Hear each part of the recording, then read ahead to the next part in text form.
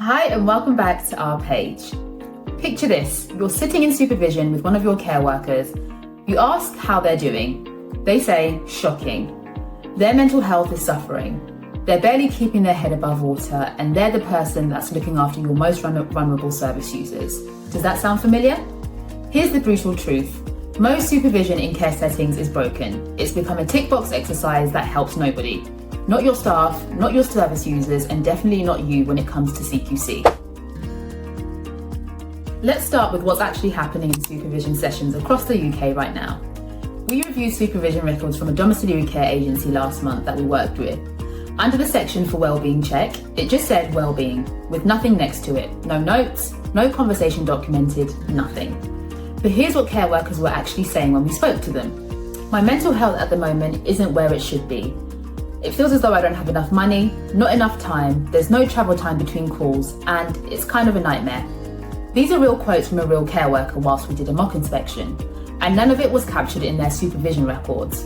Now imagine CQC asking to see your supervision notes. What stories do yours tell? Because it's just a list of service users discussed and tasks completed, you're missing the entire point. Here's what's missing. Managers are under pressure. You've got 15, 20, maybe 30 staff members to supervise. You're short-staffed, there's paperwork piling up, so supervision becomes about getting through the list. Case, tick, tick, and the next person. But this approach doesn't develop your staff. It doesn't catch problems before they escalate, it doesn't build trust, and it definitely doesn't help with your retention when your competitors are offering 50p more an hour. The question is, how do you fix this? The best supervision framework we've seen is dead simple. It's built on 3 questions, underpinned by the science of safety model. Every single supervision session should cover these 3 areas. This isn't about being nice, it's about identifying strengths you can build on. What's working? What are they good at? What wins have they had since the last time? Here's a real scenario. A support worker mentioned they had a really good interaction with a service user who's normally quite resistant to personal care. They took extra time, used distraction techniques, and the service user actually smiled and thanked them. That's gold. So document it. Explore what made it work. Can those techniques be shared with other staff? And that's how learning spreads. So what's not going well? This is where honesty matters. If your staff doesn't feel they can tell you what's actually wrong, you've already lost. The same support worker mentioned they're struggling with moving and handling for a particular service user. They're worried about injury, but haven't wanted to speak up. If you don't create space for this in supervision, what happens? Either they get injured, or the service user doesn't get proper care, or both. Neither is acceptable. And number 3, what are the grey areas? These are the things that might have been missed, the concerns that haven't quite surfaced yet, the situations that need a deeper look. Back to our support worker.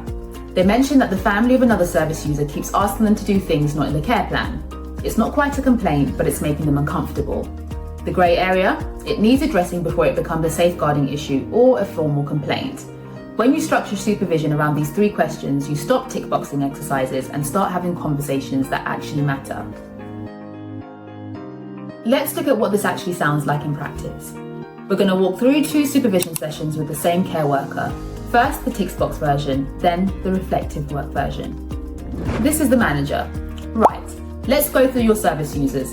Mrs. Jones, all visits completed, and the care worker replies, yes. And the manager, Mr. Patel, any issues? And the care worker responds with no. Miss Williams, I see you reported she refused medication on Tuesday. Then the care worker will respond, yeah, she was just in a mood. And then, okay, make sure you document refusals properly and any training needs. The care worker replies, not really. And then you reply, great, sign here, see you in 6 weeks. Total time, 8 minutes. What did the manager learn? Nothing. What did the care worker gain? Nothing. What problems have been prevented? None. Now, let's see the same supervision done properly. So, the manager again. Before we talk about anything else, how are you doing? How are you really doing? And then the care worker can respond, honestly, I'm knackered. The late shifts are killing me and I'm not sleeping well. And then you'd respond, that's not good. Is it the shift pattern or is there something else going on? And then your care worker would say, a bit of both. The late shifts mean I don't see my kids and I'm worrying about Mrs. Jones. She's deteriorating, but the family won't accept it. And then you'd reply, let's talk about both of these. First, what's going well before we get into the challenges? And then they'll say, actually, Mr. Patel has been brilliant. We've got into a proper routine with his personal care and he's so much more cooperative now. I'm quite proud of that. And then you'd say, you should be. What's changed? What did you do differently? And then they respond, I started playing his favourite music during care. His daughter suggested it and it's made all the difference. And then you'd reply, that's excellent person-centred care. Can we share this approach with the team? Some of the newer staff are struggling with Mr. Patel. Yeah, of course. And then you'd say, brilliant. Now what about Mrs. Jones? Tell me what you're seeing that's worrying you. That way, the conversation continues exploring the grey areas, creating actions, discussing wellbeing, and ending with clear next steps. I hope you see the difference. It's the same amount of time, completely different outcome. The second supervision actually helps the care worker develop, catches a potential safeguarding issue early, and identifies best practice that can be shared. That's the power of reflective supervision. Now let's talk about what needs to be written down, because here's the thing, if it's not documented, it didn't happen. Number 1, wellbeing check. Not just well-being discussed, actual notes. For example, staff member reports feeling overwhelmed by late shifts. It's affecting sleep and family time. And in the action, review rota pattern and arrange occupational health referral if sleep issues persist. Area 2, achievements and strengths. Specific examples. For example, successfully implemented music therapy approach with Mr. Patel, resulting in improved cooperation during personal care, to be shared as best practice in the next team meeting. And 3, challenges and grey areas. Concerns raised about Mrs. Jones' deterioration. Family appear to be in denial. Possible safeguarding issue if family refuse increased package of care. And in the action, senior to meet with family within 7 days. Next is training and development. Staff member expressed interest in end-of-life care training. And the action, enroll on level 3 end-of-life courses starting next month. 5 is actions and prevention supervision. So safeguarding training completed on the 15th of March. Moving and handling refresher booked for the 22nd of April. 6 is new actions and deadlines. Every action needs a who, what and when. Manager to review rota by 30th of April and not rota to be reviewed. Next is two-way feedback. This is crucial. Document feedback both ways. Staff member feedback, would appreciate more notice of rota changes. Manager action, aim for 2 weeks notice where possible. Here's a real scenario that shows why this matters. A supported living provider had a driver who kept complaining about being late because non-drivers on double-up visits weren't arriving on time. Frustrating for her, right? But when the supervision notes were reviewed, there was nothing documented and conversations with the driver about her own timekeeping. So when it got to the point where she needed to be let go for persistent lateness, she said, but management did nothing to support me. And looking at the supervision records, she was right. No documented conversations, no action plans, nothing. Don't let this be you, document everything. Here's some quick clarification in case you may need it, because this can at times confuse people. Supervision is not an appraisal. They're different tools with different purposes. So here's what supervision is. It happens every 6 to 8 weeks. It's led by a staff member about current wellbeing, challenges and development. It checks progress on appraisal objectives, identifies emerging issues, and now appraisals. They happen once a year. It's a bit more formal and it reviews the whole year. It sets up smart objectives for the next 12 months and it looks at career progression, and it's a bigger picture planning. Think of it this way, your appraisal sets a destination for the year. Your supervisions are the regular check-ins to make sure you're still on the right road. You've got enough fuel and you haven't hit any roadblocks. Both matter, both need to be done properly, but don't confuse the two. Right, let's talk about some of the mistakes that are sabotaging your supervision process. Avoid these and you'll be miles ahead of most care providers. Mistake 1, only talking about service users. You spend 4 to 5 minutes discussing every service user and 2 minutes asking, are you alright? That's not supervision, that's a case review. Make time for the actual person sat in front of you. Mistake number 2, no actions or vague actions. Improved communication is not an action. Attend communication skills workshop on the 15th of May is an action. Be specific. Mistake 3, not following up on previous actions. If you set actions and never check if they happened, staff stop taking supervision seriously. Start every session reviewing the last time's actions. Mistake 4, making it one way. Supervision where you just tell staff what they're doing wrong creates resentment, not development. Ask for their feedback on you and the organisation too. Mistake number 5, cancelling or rushing supervisions. The message you send when you're constantly cancelling supervision, you're not important, don't do it. Book them in advance and protect that time.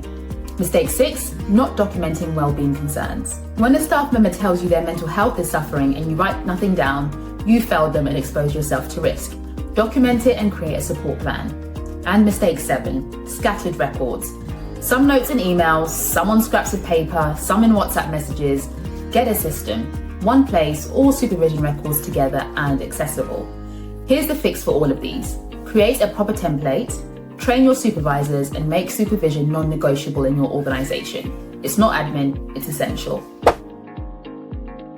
Let's finish with practical tools you can help implement right now. Tool 1, supervision templates.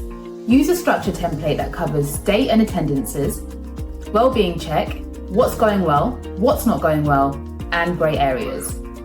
Make sure to also include training and development, actions from last time, new actions with deadlines, staff feedback to management, and signatures. Tool 2, supervision tracker. A simple spreadsheet showing every staff member when their last supervision was, when the next one is due, any overdue supervisions flagged in red, themes emerging across multiple supervisions. Tool 3, action log. Separate from the supervision notes, list every action, who's responsible, a deadline, and status. Review this weekly. And tool 4, wellbeing alert system. If certain keywords come up in supervision, they trigger additional support. Mental health concerns, feeling overwhelmed, family crisis, whatever your triggers are, don't let these slip through.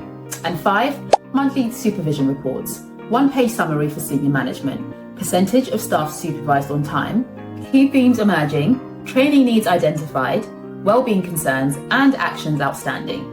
This shows you're taking supervision seriously and helps you spot patterns across the whole organisation. And tool 6, feedback loop. What themes from supervision are being shared in team meetings? Are you using supervision insights to improve the whole service? If not, you should be. And finally, let's talk about what CQC wants to see. When CQC reviews your supervision records, they're looking for evidence that staff wellbeing is being monitored, development is happening, concerns are being addressed, there's a culture of learning, and supervision is regular and meaningful. If your supervision notes are just case discussions with nothing about the actual staff member, that's a big red flag. If you can't show what training has been identified and delivered, that's a problem. If there's no evidence of staff's voice being heard or acted on, you're vulnerable. Good supervision isn't just good practice, it's essential for compliance. Here's the bottom line. Supervision done properly is the single most powerful tool you have for retaining staff, developing your team, catching problems early, building a positive culture, and staying CQC compliant. Supervision done badly is just another admin burden that helps nobody. The choice is yours.